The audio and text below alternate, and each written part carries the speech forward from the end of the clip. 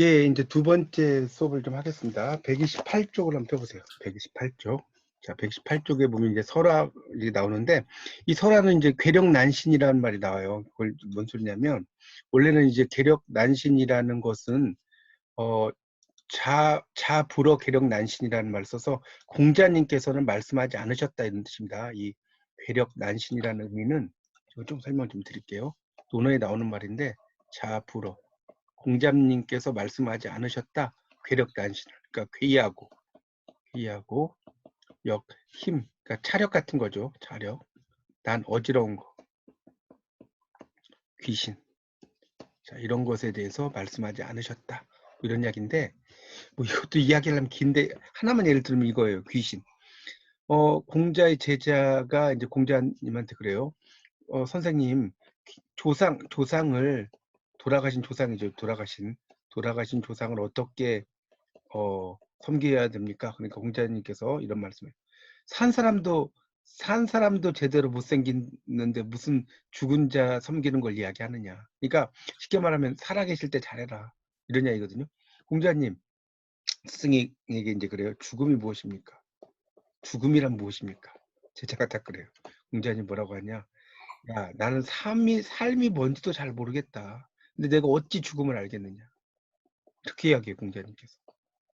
이 죽음이라는 것은 이 신과 관련이 있는 거죠. 귀신. 그러니까 공자님은 되게 요즘 말로 하면 현실주의자예요. 미래지향적인 게 아니고 현실주의자였습니다. 하여튼 괴력난신을 말하지 않겠다는 게 이제 유학이 나오는 말인데, 그래서 이제 신유학을 지향한 움직임이 나타나서 이 설화를 의심스럽게 보아서 지위가 격화되었다. 이 설화는 원래 이야기의 모티브잖아요. 그렇죠? 그런 이야기를 좀 쓴 것이고, 그래서 이제 뭐 삼국유사 같은 것이 이제 네 번째 단락에 설화에 대한 이야기죠. 일련의 이야기 나오고, 그 다음 단락에 시화는 시와 관련된 이야기. 시와 관련된 이야기죠. 그런 것들 이제 또 많이 생깁니다. 그래서 이제 그 밑에 보면 마지막 단락에 이인노의 파한집. 파한집은 뭐냐면 한가로움을 깨뜨리는 책이라는 거예요. 한가로움을 쓰세요. 마지막 단락 셋째 줄. 이런 것을 있죠. 파한집을 만듭니다. 요즘 말하면 심심풀이로 읽는 책이란 뜻이에요. 쉽게 말하면. 심심풀이로 읽는 책을 파한집이라고 하는 거예요. 우리가 기차 타면 심심풀이로 오징어 땅콩 오징어 땅콩이나 요즘은 이제 코로나 시대라서 못 먹지만 뭐 사이다, 뭐 김밥 이런 거 막 팔잖아요. 먹잖아요. 그런 거 비슷한 거죠. 그래서 이제 이 시화집도 많이 생기게 되는 것이고, 129쪽을 볼게요. 129쪽이 이제 그 첫째 줄을 보겠습니다. 거기 보면 파한집에서는 지리산에 가서 이제 청학동을 찾다가 이제 그 뜻을 이루지 못했다. 또 이제 하는 것도 있고, 보안집. 이 보안집이라는 말은 그 129쪽입니다. 파한집을 보충했다는 뜻이에요. 보한이라는 말은 이게 한가로움을 보충한다는 뜻이 아니고 파한집의 내용을 보충했다. 그런 뜻입니다. 이거 잘 모르신 분이 많으시더라고요. 이게 보안집이에요. 여공패설은 이 여공이라는 말도 이제 저도 대학원 공부하면 때 배웠는데, 이게 그 상수리 역자예요. 그러니까 상수리 그 캐는 늙은이 정도로 해석됩니다. 여공패설이라는 게 이재현의 여공패설이죠. 나중에 이제 노후에 요즘 말하면 도토리 같은 거 주워서 이제 막 그 살고 이런 이야기예요. 시골에서. 여공패설입니다. 자, 그다음에 이제 그 보안집은 아까 했으니까 넘어가고, 이제 보안집에 보면 두 번째 단락의 둘째 줄에 개가 술에 취해 자고 있는 주인을 그 구출해요. 그래서 몸에 물을 묻혀가지고 뭐 불 끄다 죽었다 이런 것들. 이런 걸 우리가 이제 뭐라고 하냐면 보은담류라고 그래요. 은혜를 갚는 이야기.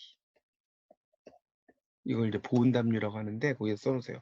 또 주인이 개무덤을 만들고 지팡이를 꽂아두었더니 나무가 되어 자랐다. 이런 것도 있고요. 그 다음에 이제 그 밑에는 이제 고려사 일전의 효우, 연료 여러 이야기가 나오죠. 효와 관련된 이야기들도 있다. 여기서 이제 특히 이제 그 세 번째 줄에 보면 누군지 모를 형제가 황금을 나눴다. 이게 뭐냐면 좀 한자로 쓸까요? 형제투금이에요. 형제투금. 투자가 던질 투자고 금금자인데, 형제가 고려 말에 이제 있었어요. 근데 이 배를 타고 이렇게 배를 타고 가는데 이 나루토의 그 금 두덩이를 이제 동생이 주어요. 동생이 금 두덩이를 주어서 하나는 형을 주고 하나는 자기가 가져요. 자, 그런데 이 동생이 이 금덩어리 하나를 던져버려요. 강에 던져버려요. 형이 왜 그러냐 그랬더니 아, 나는 평소에 형을 정말 사랑하는 마음이 정말 끔찍했는데 이 금 두덩이를 이제 주어가지고 하나 형을 주니까 아, 그것도 내가 가졌으면 욕심이 생긴다는 거야. 그러니까 이거는 신령스럽지 못한 거다. 그냥 버리는 게 낫다. 그래서 동생이 금을 버리니까 형도 버렸다. 뭐 이런 이야기입니다. 이 형제투금 되게 유명한 이야기죠. 그런 이야기니까 효와 관련된 뭐 그러니까 형제 간의 우애죠. 그 다음에 이제 외침을 겪으면서 이제 김천이라는 사람은 몽골병에 납치된 어머니를 찾아내서 거듭된 난관을 물리치고 모셔왔다는 이야기라든가 또 그 배신이 문신이 하는 여인네가 외구에게 몸을 더럽히지 않으려고 목숨을 버렸다. 뭐 이런 이야기도 있다는 겁니다. 자, 그다음 무가는 무당의 노래를 말해요. 무당의 노래입니다. 그래서 이제 그 옛날에는 이 무당이 왕이라고 그랬죠. 왕이 옛날에 그 단군 신화 같은 거 할 때 저 이야기 안 했나요? 재정일치라고. 재정일치가 뭐냐면 제사장이 정치한다는 뜻이에요. 제사장이 왕이잖아요. 옛날에 보면 막 그 뭡니까 산에 이렇게 높은 데 올라가 가지고 만이산 이런 데 가면 막 이렇게 임금이 막 하늘에 손을 올리고 이런 거 했단 말이에요. 그게 다 무당의 역할이었습니다. 그러다가 이제 무당 역할이 점점 낮아진다고 그랬죠. 자, 130쪽 입니다. 자, 그래서 이제 130쪽으로 넘어가면 이제 그 난세의 구원자를 출현을 기대해 거기 셋째 줄 나오죠. 난세 구원자. 재석이나 미륵으로 지칭하는 무당, 승려가 출현해서 민심을 장악했다. 이런 이야기인데 이 재석이나 미륵 이런 사람들 다 구원자라고 써놓으세요. 구원자. 재석이나 미륵은 구원자죠. 뭐 그런 걸 이야기하는데 그런데 이제 신유학은 무속을 타파의 대상으로 하잖아요. 그런 이야기를 쭉 써놓은 거고요. 그 밑에 뭐 어쩌고저쩌고 나오는 거는 좀 넘어가고요. 그 이제 예언이라고 하는 것에 대한 이야기 나오죠. 그 130쪽에 밑에서 두 번째 단락에 보면 예언은 예산말로 하지 않았을 것이다. 곡조를 붙여서 노래를 한다. 이런 이야기 쭉 나오죠. 그리고 그 다음 단락에 조선조가 들어서자 이단 신앙에 대한 탄압을 했다. 불교가 배척을 받아요. 그렇죠? 그 판국에. 그러니까 우리가 이 고려는 숭불 정책이잖아요. 근데 조선은 숭유억불이죠. 유교를 숭상하고 불교를 배척하는. 이걸 이제 이야기하는 겁니다. 자, 연극. 이제 팔관의 뭐 연등의 나래는 전에 이야기했죠. 아까 나래. 이거는 사악한 것과 관련된 이게 축사 같은 거 축사. 나 지금 강의 중이니까 그냥 넘어가. 그래서 이제 이세계 군하행이라고 하는 게 좀 있고요. 그래서 그런 이야기가 있고 그 다음에 이제 그 다음 단락에 이제 보면 이 가무백희라고 하는 곳에서 이제 연극이 포함되는 데 있다. 가무백희에 과연 연극이 포함되던가 이런 것이 있다고 나왔죠. 그러니까 가무백희라는 것은 그 노래하고 춤춘다는 거예요. 그리고 여러 연극을 하는 걸 가무백희라고 그래요. 좀 말이 어려운데 세 번째 줄에 있죠. 그래서 이제 절차가 모두 연이긴 하지만 노래 부르고 연극이라면 일정한 인물 배역이 있어야 되겠죠. 그렇죠? 네, 그렇진 않았다는. 이때는 뭐 연극의 어떤 뭐 어원은 되지만 요즘으로 말하는 이 연극이라고는 할 수가 없다는 의미로 보시면 될 것 같습니다. 그 밑에 뭐 나오는 거는 뭐 별 중요하지 않으니까 넘어가겠습니다. 이게 뭐 다 일일이 설명을 할 수가 없고요. 뭐 넘어갈게요. 132쪽으로 넘겨 보세요. 132쪽에 거기서는 한 네 번째 단락 정도 가면 고려사 열전 전영보 대목에서 우리말로 가면을 쓰고 노르는 사람을 광대라고 한다. 탈춤 있고 탈춤을 하는 놀이꾼을 광대. 이렇게 나왔죠. 그래서 광대는 창우, 우인, 배우 등과 상통한다. 그러니까 다 요즘 말로 이제 배우를 이렇게 이제 이야기하는 겁니다. 창우는 노래 부르는 사람 이런 뜻이고 우인이라는 것도 배우 거의 같은 말입니다. 배우와 그런 의미가 있다. 그리고 탈춤을 공연하는 사람을 지칭하는 말일 수도 있다. 자, 그 밑에 이제 안동 하회마을이 나오죠. 하회. 이 하회는 그 강이 돌아간다는 뜻이에요. 도래자죠. 하회마을. 그래서 허씨가 그 뒤에는 안씨, 조선 초기부터는 유씨가 살았다. 그래서 탈 한 벌을 허두령이 만들었다. 뭐 하회마을 가서 탈 이런 거 보셨을 겁니다. 그러니까 이 하회 이건 좀 설명을 좀 하자면 안동의 하회에 그걸 이제 별신굿 탈놀이라고 그래요. 이라고 하는데 이건 일종의 마을극입니다. 마을극. 그리고 이것이 이제 연극으로 이어진 농촌 탈춤이다. 이렇게 이해하시면 됩니다. 그리고 이제 요 그 밑에 단락을 가면 그래서 이제 꼭두각시 노름도 이제 그때 있었다 이런 얘기 나온 거고요. 꼭두각시 노름 그 가운데 관농 한유작이라고 나왔죠. 관농. 그러니까 볼관자, 농자는 희롱할 농자, 희롱하다. 유는 어릴 유자, 있을 유자, 뭐 지을 작자죠. 그래서 이 꼭두각시는 환, 그 다음에 꼭두각시 노름은 농환, 놀이꾼은 교인 이렇게 이제 표현을 하는 거니까 그냥 그렇게 알아두십시오. 그러니까 이 환이라는 것은 원래 환상 이런 의미로 이제 쓰이는 겁니다. 환상, 일루전라고도 하고요. 무슨 그 마술 같은 거 보면 이걸 일루션 이렇게 막 쓰는 경우가 있더라고요. 아니에요 이게 맞는 말이에요. 일루전이 맞는 말이에요. 하여튼 그래서 이제 환상 뭐 이런 의미로 이제 쓰인다는 의미죠. 그 관농 환유작 할 때. 그러니까 이 꼭두각시를 이제 그러니까 환상, 그러니까 있는 것처럼 보이지 않는다 이런 정도로 해석할 수 있겠죠. 그래서 우리가 이 굿과 여기서 좀 설명하는 탈놀이가 있는데 어떤 차이가 있느냐? 굿은 신과 인간의 관계. 이해가죠? 무당이 굿을 하잖아요. 그러니까 무당은 일종의 신을 대변하는 거잖아요. 대신. 맞죠? 탈놀이는 사람과 사람과의 관계. 사람과 사람의 관계를 다루면서 세태를 비판한다. 이렇게 써놓으시면 되겠습니다. 오늘은 143쪽까지만 할 거예요. 143쪽까지만 하고 다음 시간에 이제 이어서부터 좀 보도록 하겠습니다. 오늘은 그렇게 이해하시고요. 되도록이면 제가 이 시간에 끝낼 수 있으면 끝내고 만약에 못 끝내면 조금 더 하도록 하겠습니다. 그렇게 알았어요. 자, 그래서 이제 그런 정도 하고 이제 7.8로 넘어가겠습니다. 7.8 경기체가 시조 가서. 자, 일단 고려 전기는 자 이건 필기를 좀 하고 또 올게요. 향가다. 자, 여러분 향가 신라의 노래인데 이렇게 생각하시겠지만 이게 고려까지 가요. 고려 전기에 이제 뭐 도이장가라고 해서 예종이 지었는데 두 명의 장수를 애도하는 노래. 자, 두 명의 장수 누굴까요? 김낙과 신승겸이에요. 자, 도이장가. 두 명의 장수를 애도하는 노래. 그게 도이장가거든요. 자, 그런데 작품성은 있냐 없냐? 작품성은 별로 없습니다. 자, 그러니까 이 한가는 신라권 시장이고요. 고려 전기 정도에 가서 중기까지 가다 끝나버려요. 고려 때는 한가라고 했지만 별 영향가가 없어요. 쉽게 말하면. 그렇게 중요하지 않아요. 그렇게 이해하시면 되겠고요. 그 다음에 이제 고려 후기로 가면 이걸 좀 써놓고 들으셔야 돼요. 자, 이제 권문세족이 있어요. 자, 이 권문세족은 소각가사. 이런 걸 이야기하면 이게 일종의 가사죠, 가사. 그러니까 일종의 고려 가요 형태의 그런 노래가 이제 이렇게 궁중에 유입이 된다고 했잖아요.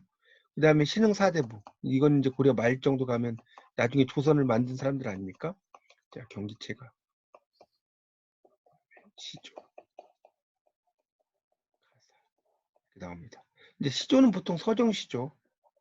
경기체가는 교술시라고 하는데 교술시는 뭐냐? 가르치려고 하는 거예요. 막 이제 잘난 체 하면서 가르치려고 하는 게 경기체가라고 합니다. 그러니까 경기는 뭐냐 그러면 광경을 가리켜. 광경. 이게 경기하니까 경기도 이런 분 계시더라고. 광경. 광경을 경기라고 합니다. 그래서 요즘 말로는 그거죠. 과거 시험을 보는데 뭐 무슨 사람 무슨 채로 쓰고 무슨 사람 무슨 채로 쓰고 막 이렇게 쓰는 거예요. 글씨를. 이런 광경 어떠냐? 잘난 체하는 이야기예요. 경기체가들이 대부분 이야기입니다. 자, 그래서 이제 이 시가 같은 경우는 이제 이런 식으로 전개가 됐다는 걸 여러분이 아시면 될 것 같고요. 이제 그 밑에 있는 건 여러분 읽어보세요. 제가 요약한 거니까. 자, 그 다음에 이제 넘기시면 134쪽입니다. 134쪽. 그래서 134쪽에 이제 보면 그 위에는 넘어가고 경기체가로 넘어가겠습니다. 바로 7.8.2에. 자, 이 경기체가는 써놓으세요. 경기하여가. 하여라는 게 이제 한자로 이렇게 쓰죠. 하여. 이게 어떻습니까? 어떻습니까? 라는 뜻이에요. 이 이제 중국어로 읽을 때는요, 하여, 뭐 이제 여하하고 그 비슷한데, 루허라고 그래요. 루허. 그러면 어떠냐는 뜻인데, 하여튼 이 대표적인 게 한림별곡인데, 한림별곡은 한림제유가 작가예요. 한림제유라는 건 뭐냐? 한림의 여러 유학자. 제가 지었다. 한림제유입니다. 그래서 이제 경기 어떠한 있고 나오죠. 세 번째 줄에. 자, 거기서 써놓으세요. 경기 어떠한 있고 광경.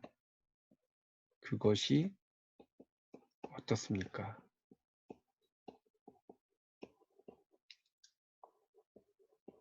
자, 이게 경기 어떠하니 있고예요. 그래서 경기 하여라고 써놨죠. 밑에 한자로. 제유. 제유 뭐라고 그랬어요? 아까? 여러 유학자. 그래서 이제 이야기를 하는데, 이제 밑에 보면 이제 나오죠. 그 원수문, 인노시, 공로사륙 뭐 나오잖아요. 그러니까 이게 지금 뭐 강독 시간이 아니기 때문에 자세히 이야기는 안 하는데, 그러니까 원순문, 그러니까 이 원순이라는 사람의 문장, 일로라는 사람의 시, 그다음에 공로라는 사람의 사륙은 뭐냐면 사륙 변명문이라고 해서요. 그러니까 내자. 제가 광개토대왕비에서 이야기한 것 같은데 내자. 그러다가 6자로 가요. 또 6자로 가요. 자, 이걸 사륙 변명문이라고 하는 겁니다. 아시겠죠? 이렇게 또 잘 쓴 사람. 뭐 이정원, 진아님의 쌍운 주필 이런 사람의 필체. 그다음에 충기대책, 광군경이, 양경시부 이런 사람들의 뭐 대책에 대한 글, 경전과 관련된 글, 뭐 시와 부, 위 시장 경기 어떠하니. 이때 시장은 마켓이 아닙니다. 이 시장이 요 시자가 아니에요. 이 시험 시자. 이거 좀 잘 모르시는 분 많으시더라고요. 시장의 시장. 아시겠죠? 이 시장이 아니라고 해서 마켓이 아니에요. 시험 보는 장소. 광경이 어떻습니까? 과거 시험 보는 거예요. 엽근 금학사의 엽은 이제 그냥 후렴부고 옥순문생. 이거 옥으로 된 순에서 나온 제자들. 그러니까 이 말은 뭐냐면 아주 훌륭한 선생님 밑에 제자들 이런 뜻이에요. 날조차 나 포함해서 몇 사람입니까? 이런 이야기거든요. 그래서 상당히 이제 자기들 잘난 체 제가 이제 밑에 설명을 다 썼어요. 유원순의 문, 이인노의 시 보세요. 이공로의 사륙문이 뛰어나고 이규보와 진화는 쌍운주필의 제조가 있고 아까 설명했죠? 이런 광경이 뛰어나다는 거예요. 그러니까 그 과거 시험장에서 사람들이 이렇게 막 일필이지로 글 쓴다. 어떠냐? 우리 잘나지 않았냐? 이런 거예요. 그런 이야기입니다. 그래서 이제 이게 8개 장이 됩니다. 근데 이게 또 재밌어지는데 거기 이제 135쪽에 이제 보면 두 번째 단락에 그래서 이제 금이에게 뽑혀서 과거에 급제했다 뭐 나오죠. 그래서 8사람이 한 장씩 지어서 8장이 되는데 자 1장은 문학, 2장은 서적은 책이에요. 책. 3장은 글씨 여기 나오죠. 자 4장이 술, 자 여기서 이게 중요해요. 자 5장이 꽃이잖아요. 자 꽃일까요? 아닐까요? 자 여기서는 기생이에요. 기생. 이 꽃은 기생은 이제 해어화란 말 혹시 들어보셨는지 모르겠는데 네. 말을 풀어주는 꽃이다. 말도 잘 만들어요. 해어화라고 그래요. 그러니까 이 기생은 천민이긴 하지만 이 한문도 많이 배워갖고 한시도 잘 짓거든요. 그래서 이 화자를 이렇게 붙이거든요. 이 기생과 술 마시는 이야기고요. 그 다음에 보자. 6장 음악 뭐 이렇게 나왔죠. 8장은 자 이게 또 재밌어지는데 이 8장이 이제 남녀가 손을 잡고 그네 타는 이야기. 이제 이걸 추천장이라고 하는데 그네를 따르면 추천이라고 하는데 이 그 뭐냐 남녀가 저도 이제 그렇게 알고 있었거든요. 남녀가 그러니까 그 뭐지 그네를 타는데 이런 거예요. 그 혀곳이라 밀곳이라 정소녀나 이렇게 나오거든요.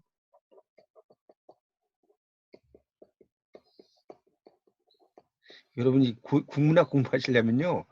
막 암기를 많이 하셔야 돼. 아니, 뭐 많이 뭐 하면 좋아요. 뭐 많이 하라고 제가 강요는 안 하겠습니다. 근데 막 바로 이게 나와야 돼요.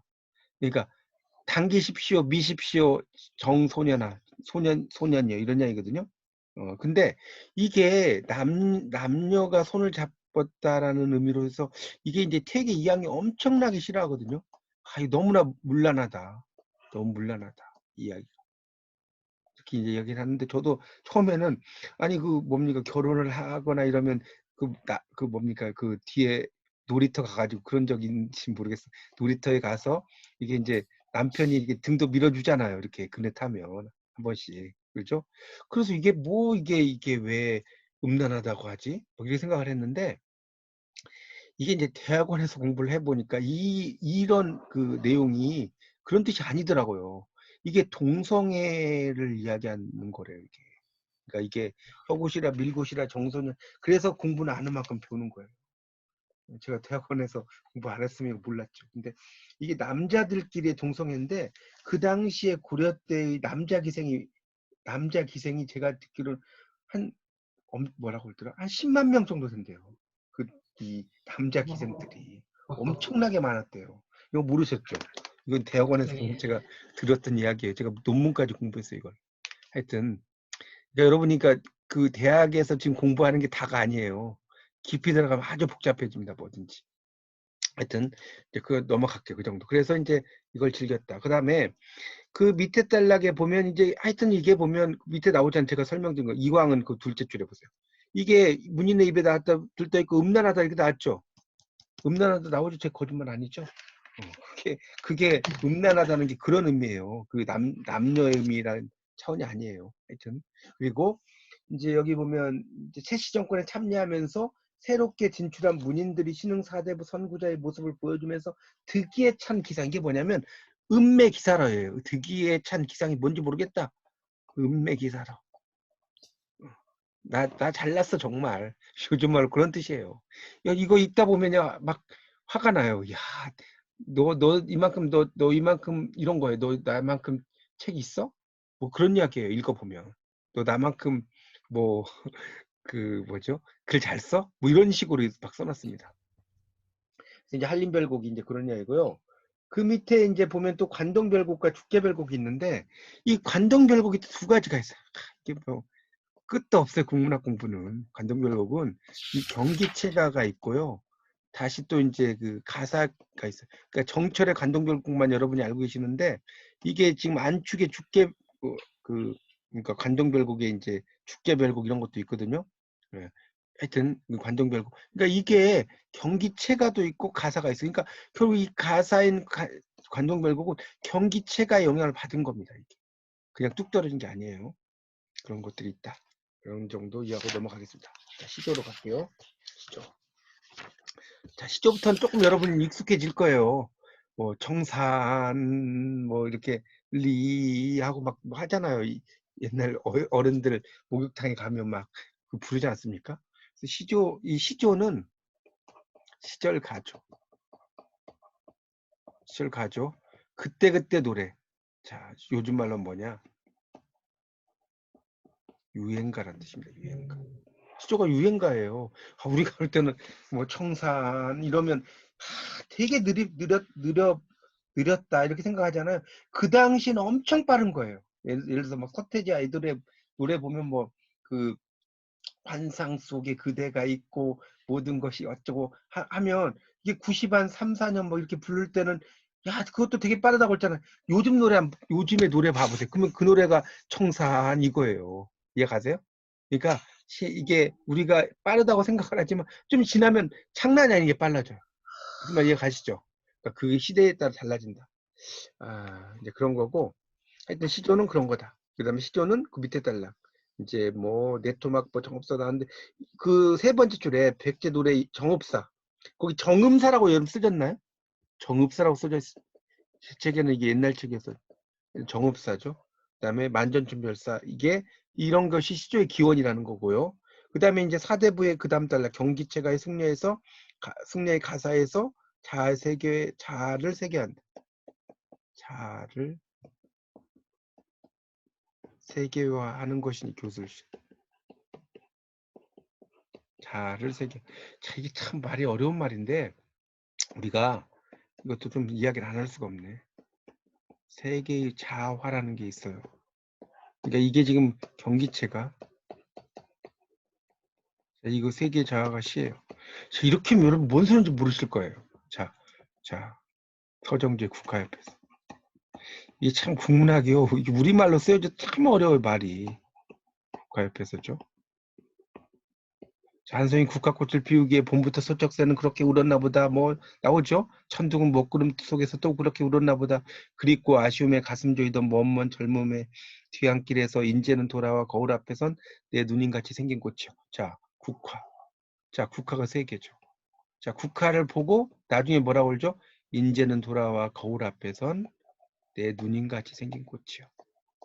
자, 이 국화를 보고 누님을 떠올려. 국화는 세 개고 누님은 자예요.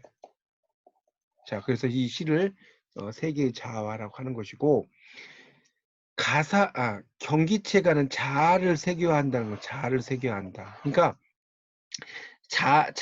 그러니까 나나 어떤 사람이죠. 이것을 이 세계화 시켜요, 세계화. 그러니까 세계화 시킨다는 것은 나라는 사람을 가지고 이제 뭐 꽃이라든가 뭐 뭡니까 서적이라든가 이런 걸 통해서 막 이야기를 하는 거예요. 그러니까 중심을 나라고 놓고, 그러니까 세계의 자아는 중심이 세계인데 그 세계에서 나로 가는 과정이고 자아의 세계는 거꾸로죠. 나라는 사람이 메인이에요, 메인. 근데 그것을 작품을 통해서 좀 더 그 세계화 시킨다. 그러니까 사물화 시킨다라고 할까요? 세계화라는 게 뭔지 헷갈리시면 약간 사물화라고 보시면 돼요. 사물화. 사물을 통해서 나를 드러내는 거, 이런 거라고 보시면 됩니다. 자, 그래서 이제 하여튼 나와서 좀 설명을 드렸고, 그래서 이제 그 이제 그 시조 같은 경우가 이제 보면 고려 말에는 쭉 내려가다 보면 나오죠. 밑에서 마지막 달 한 줄 위로 올라가면, 자, 왕생, 극락왕생이 왕생은 숨고미를 버리고 안분은 안분지족. 자, 주어진 분수에 만족하는 거예요. 안분지족. 이걸 이야기한다. 그리고 이제 여기 보면 고려 말의 시조라고 하는 것은 경물을 노래한 듯 하면서도 번민. 그리고 서정시 자와 자, 이조년과 이조노의 시조. 이조년의 시조가 있죠. 자, 이조년의 시조에 보면 이조년이라는 분의 이제 시조에 보면 뭡니까? 이런 거 있죠. 다정도 병인양하여. 앞에서부터 쓸게요. 이화의 월백하고 은하니 삼경인제. 저 지금 안 보고 이거 쓰고 있어요. 그러니까 여러분 이렇게 바로바로 나와야 돼요. 일지춘심을 자귀하려만한.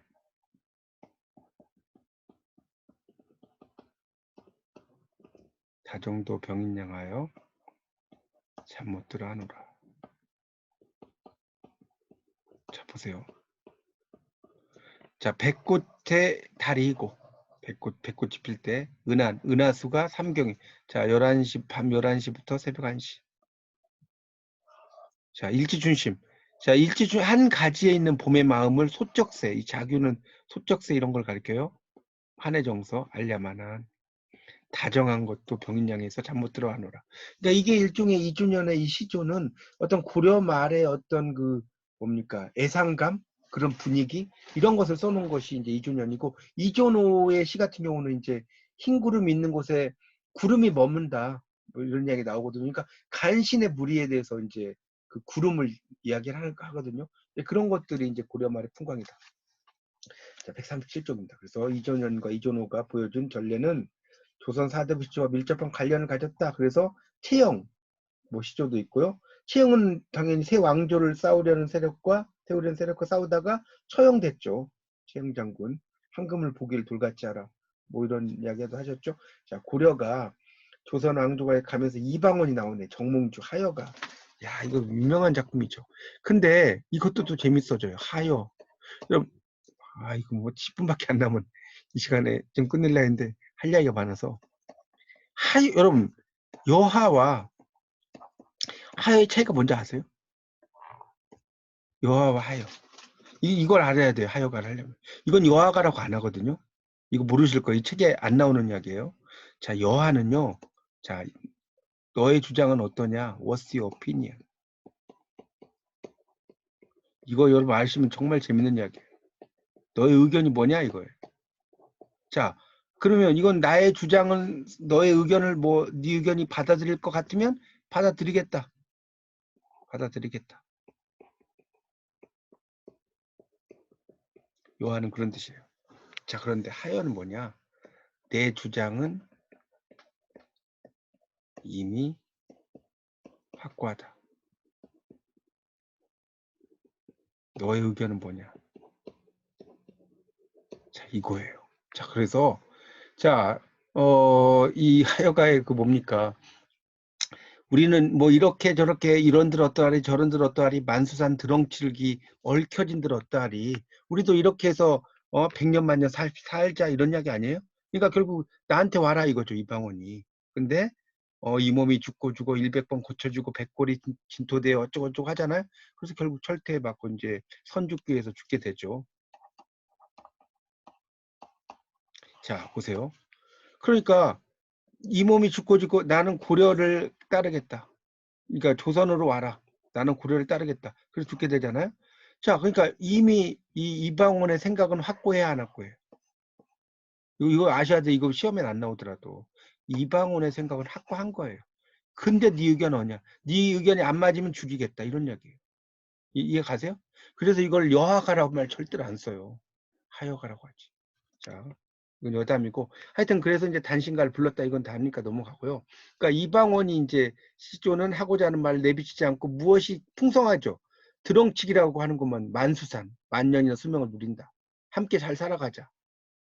정몽주의 시조는 불가능한 거 100년까지 누리려고 한 말을 받아서 100번 고쳐 죽어도 안 변하겠다. 백골이 진토돼요. 진토는 먼저 흙이란 뜻이에요. 먼저 흙이 돼. 또 안 변하겠다. 이런 얘기죠.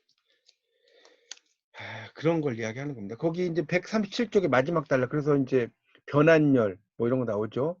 만주에 살다가 국민왕을 따라 고려에 귀화하고 홍건적 토벌에 공을 세웠다. 단신과 상통하는 불굴가. 이 굴자는 구랄 굴자예요. 구랄 굴자. 불굴가. 이렇게 나왔죠. 그러니까 우리가 이게 재밌는 게 굴비란 말 하잖아요. 영광 굴비 할 때 원래 이 굴비란 말이 아세요? 굴비가 여기서 나온 거예요. 이거 모르셨을 거예요. 이 굴비라는 생선이 굴하지 않겠다.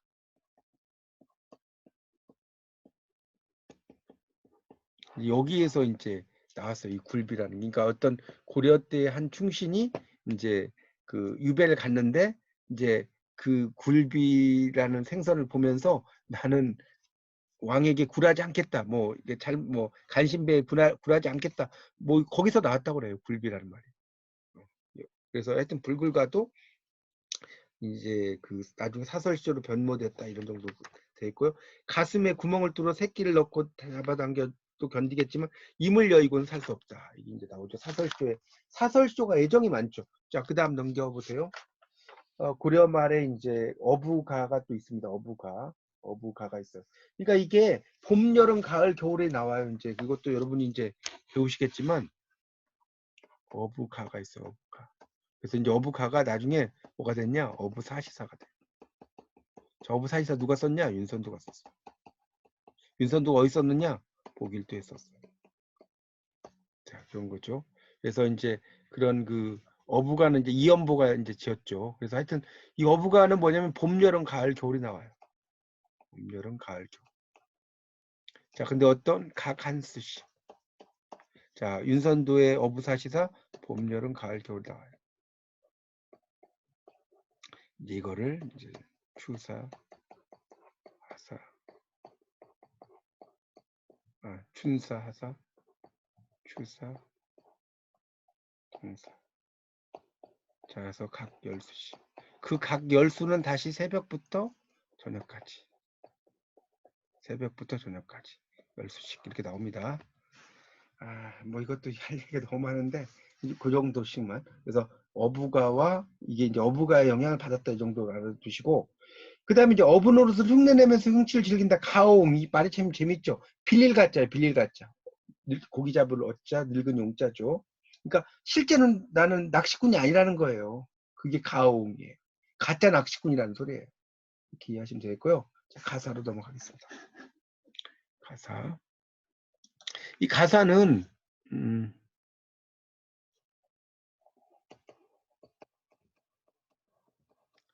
인생살이.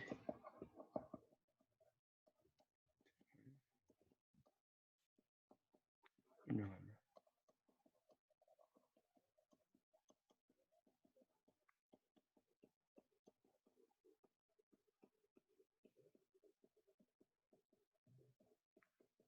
교화를 펴자고 우리말 노래를 부른다.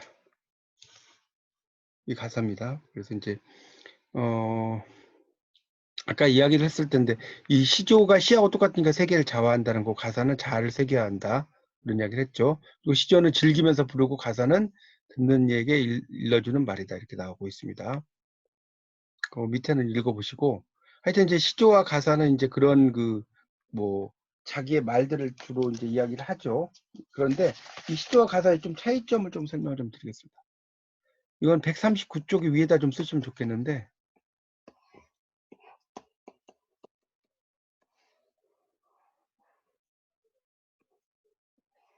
시조는 짧아요. 가사는 길어요. 시조는 서정시예요. 교술시. 입니다. 어렵지 않죠? 시조는 짧잖아요. 가사는 길죠. 그리고 시조는 서정시죠. 마음을 도래. 가사는 가르치려고 그래요. 교술시라고 하는 거. 자, 그래서 이제 이 가사는 거기 139쪽이 처음에 나오죠. 나옹, 화상, 해근, 다 이 사람 승려예요, 승려. 거기 그 139쪽에 그 첫 번째 줄에 나옹, 화상, 해근에다가 승려라고 써놨어요. 이제 후대를 가면서 국문 서왕가. 서왕가는 서쪽으로 간다는 거예요. 서쪽으로 간다. 자, 서가 누굴까요? 서방정토. 서방정토예요. 극락왕생하는 거죠. 자, 시무가, 심은 찾을 심자라고 써서 소는 소죠. 소를 찾는다. 소는 뭘까요? 깨달음이죠. 한용운이 기거했던 집 중에 뭐 있죠? 이게 소 찾는 집이에요. 소 찾는 집. 이것도 재밌죠. 여러분 절에 한번 가보셨어요? 자, 사찰에 가보면 소가 계속 나와요. 소가. 소를 막 찾아서 어쩌고 저쩌고. 사찰에 가서 이렇게 벽화보는 거 되게 재밌어요. 저는 사찰 기행을 자주 하는데 거기 보면 소를 찾는 이야기 나오고 하여튼 소가 뭐냐? 깨달음이에요. 깨달음. 그것을 이제 시무가라고 하는 겁니다. 자, 이것도 이제 막 나중에 견우노원 갈 때 현아가에서 또 소가 나오는데 그건 나중에 이야기하겠습니다. 그러니까 결국은 이제 고려 말의 노래들은 다 뭐냐? 자, 이걸 포교, 고려 말 가사.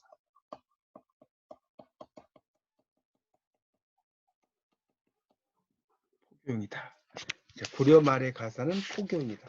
자기가 하고 싶은 말을 이렇게 그 사람들에게 이야기하는 거 포교용이다. 이렇게 이해하시면 돼요. 그 다음에 시무가 밑에 승원가라고 나왔죠. 승원가. 이 용어들의 의미를 알면 재밌어요. 승원가가 뭐냐? 스님이에요. 스님. 이 승이죠. 스님. 원. 으뜸원자.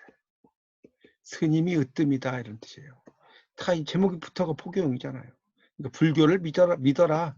요즘 말하면 불교 믿어. 자, 이게 그런 거라고 볼 수 있습니다.